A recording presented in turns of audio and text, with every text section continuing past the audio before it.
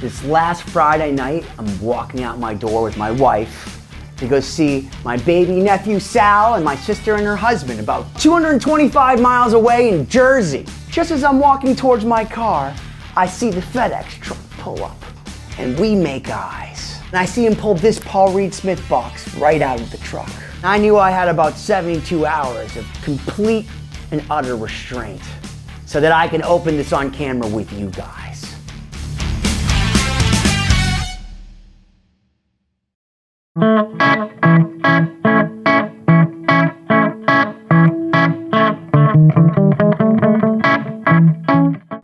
I've never seen a Paul Reed Smith case like this, but look at that, Benny! And on the handle, you have the monogram.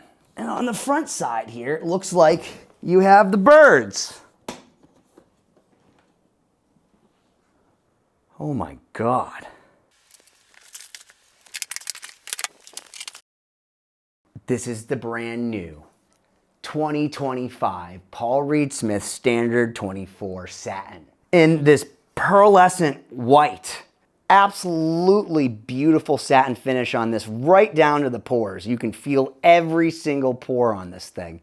You have this smoked out, blacked out duotone hardware. These brand new DMO pickups, which we'll get into. 5-way toggle. You got the beautiful violin carve, and you can see, look at the finish, guys. Look at how it has like blue and almost purple to it. You have the outlined birds on what looks like a pretty chocolatey rosewood fretboard. And then you have these phase 3 locking tuners.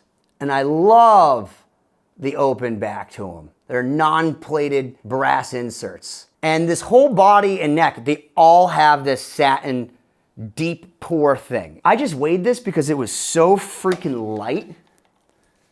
It's only 7.2 pounds, which is another reason why I like the all mahogany Paul Reed Smiths. When you put the maple cap on top of the mahogany, you tend to get a heavier guitar. This is actually my 91 Standard 24. When they were doing the advertising for this guitar, they were talking about how Paul was hearkening back to his pre-factory days. A lot of the early Paul Reed Smith guitars, I don't know what the percentage, but they look like this. The Standard didn't technically become the Standard until 1987, but you can find all the way back to 1985 some of those very first Paul Reed Smiths. And a lot of them didn't have the birds because the birds was like an upgrade and it wasn't a standard thing. All the ones that I have seen from 2025 all have the birds. You got a 25-inch scale, which is totally typical of Paul Reed Smith. You have a 10-inch radius. You can really grab into this thing. It's really balanced, and I love this neck carve. They call it the pattern thin. I'm pretty sure it's similar to the wide thin. This is what this guy is, so if we take a peek. They're pretty close, but there's a little bit more girth on this guy. So thin, but not wide, thin. Say that 5 times fast. Now the biggest thing about this guitar, these are the DMO B and T. DMO stands for Dynamic Musical Open. Paul and his engineering team took what they thought were the best tonal characteristics of a lot of those vintage pickups. I'm gonna say the PAFs because before he was making his own pickups, Paul would take vintage PAFs and he would rewind them to his own specifications with a Dremel, mind you, because that was the tool he had floating around. I love that about Paul because Paul's never satisfied. That's something that I appreciate in any artist or anybody creating something, is constantly being on a quest to better yourself. For example, these tuners are made of plastic, and I know that there was a bunch of hullabaloo when Paul first came out talking about how using plastic instead of metal could help not take away the sustain from the body. I don't know if that's true, but I will say I own over 40 core Paul Reed Smith guitars, and not one of them, almost all of them have metal tuners, have any sustain issues ever when set up properly. Full stop. I know he has this thing. How long does a guitar actually resonate? First thing I'll tell you right now, I can still feel it in my arm and my fingers, but that's loud.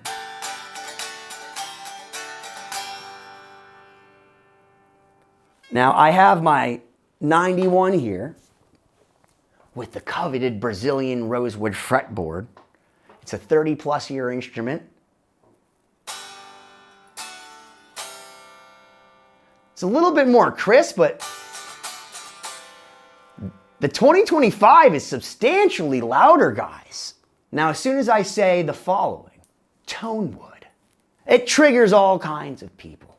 Anytime I say tonewood, people say, tonewood doesn't matter, it's a myth, and then they immediately send me videos of some guy in a laboratory with just strings and a pickup or a glass guitar, or the type of speaker that I use is more important than what my guitar is made of as far as my tone. If you think 5, 10, 15-minute videos on tone, or pretty much anything in this universe is definitive, then you are a silly goose. Did you know that the type of speaker that you're using is the most important thing for your tone? It is. Because a lot of the times Les Paul didn't even use a speaker. He would plug his guitar directly into the console, so how could that possibly be the most important thing always? I can refute you by sending you videos explaining very clearly and convincingly that Paul McCartney also died decades ago, and that the Paul McCartney you see playing at Wrigley Field or Fenway Park is not the Paul McCartney that sang Help. I can also send you videos that are quite convincing that Neil Armstrong was on a Hollywood soundstage and that we've never been to the moon. Well, then why haven't we been back to the moon? Guys, we've been back to the moon a bunch of times. Nobody cared after that first time. Everything from how a guitar is built, to the density of the wood, to the type of wood, to the sap content of the wood, to the material of the nuts, to the material of the fretboard, to the way the pickups are, to the string spacing, to the scale length. All are factors in what make a guitar sound like it does. The only thing that's up for debate is how much each of those factors factor into the tone at all. Now, I believe that what the body of a guitar is made of is not that high on the food chain of what makes a guitar sound good or not. But I can tell you that in playing hundreds of Paul Reed Smiths, that some of my very favorite sounding Paul Reed Smiths have had the fact that they're all mahogany in common. Which is one of the reasons why I love the fact that they've now made the Standard 24 again. Here's something that matters more to me, is the fact that mahogany by itself, without the maple cap that you'll find on most customs, is lighter usually. That, for me, makes a way better playing experience. I like light guitars. The days of wanting Andre the Giant to sit on my lap as I play my Norland era Gibson Les Paul are long gone. So when I can pick up a guitar and literally feel like I can just throw it, it makes me happy because it makes me want to play it. When you say things like dynamic and musical and open, it makes me hungry to go check out some tone. So I think we should go plug this guy in. I've only waited the entire weekend.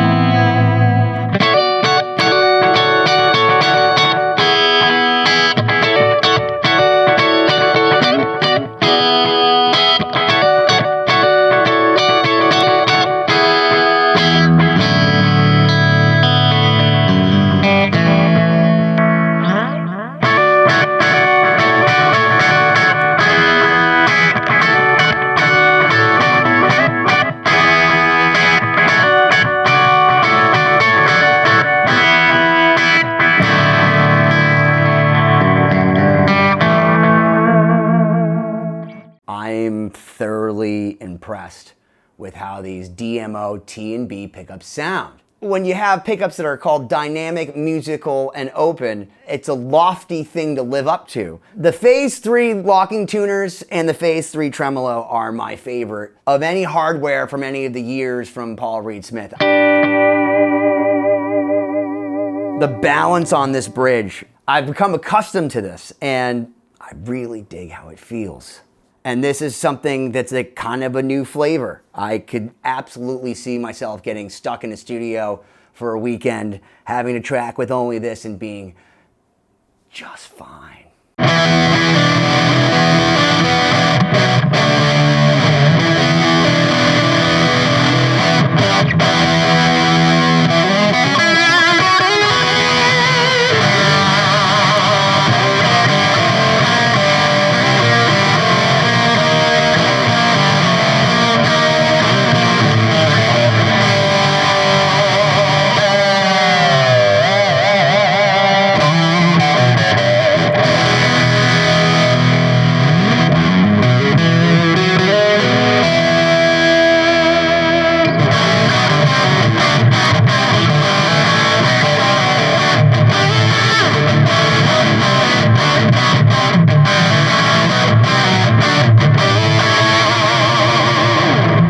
I like the fact that you can really get those.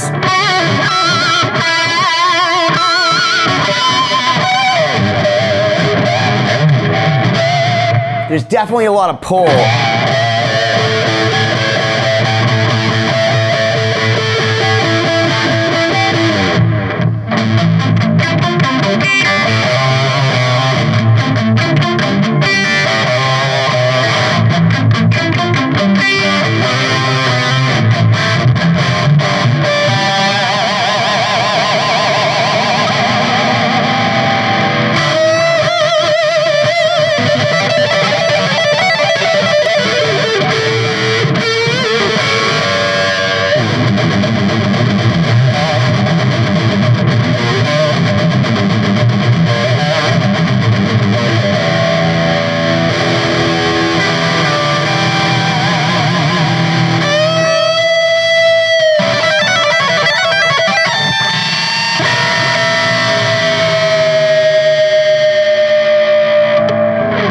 Paul, you did it again. These might be my favorite Paul Reed Smith pickups. Absolutely incredible. It's everything that you think about when you think about Paul Reed Smith. Just top shelf. No expense was spared. I'm very rarely at a loss for words, but I'll just leave you with, why don't you smash that subscribe button already?